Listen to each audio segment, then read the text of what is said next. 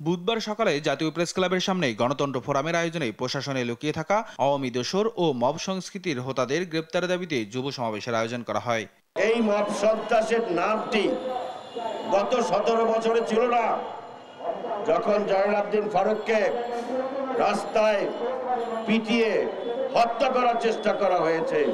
সমাবেশে বিএনপি চেয়ারপারসনের উপদেষ্টা জয়নুল আবদিন ফারুক শেখ হাসিনাকে মবের রানী অভিহিত করে বলেন, বিএনপি কখনো মব সন্ত্রাসের পক্ষে নয়।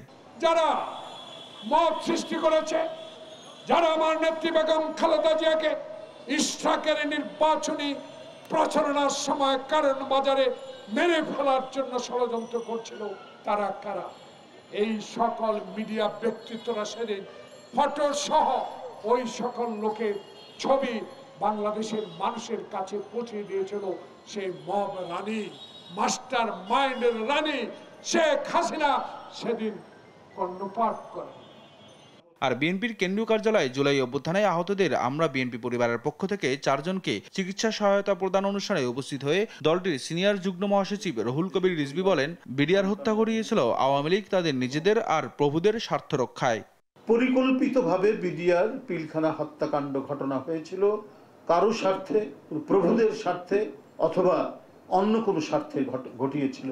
এ সময় জামাত স্থানীয় নির্বাচন আগে চায় এমন বক্তব্যের বিষয়ে বিএনপির মতামত জানতে চাইলে তিনি বলেন, আগে জাতীয় নির্বাচন হতে হবে। এ ব্যাপারে বিএনপির বক্তব্য স্পষ্ট। এটা আগে পরের বিষয় না। মানুষের প্রত্যাশা, মানুষ 16-17 বছর ধরে ভোট দিতে পারেনি, তাদের ভোটাধিকার প্রয়োগ করতে পারেনি। সুতরাং সর্বাগ্রে জাতীয় নির্বাচন হওয়াটাই বাঞ্ছনীয় এবং এ ব্যাপারে বিএনপির মতামত অত্যন্ত সুস্পষ্ট। আর অন্তর্বর্তী সরকারের দায়িত্ব নেওয়ার পর থেকে যারা মব জাস্টিসের মাধ্যমে মানুষ হত্যা করেছে, তারা যে দলেরই হোক না কেন আইনের আওতায় এনে বিচার করার আহ্বান জানান রুহুল কবির রিজভী।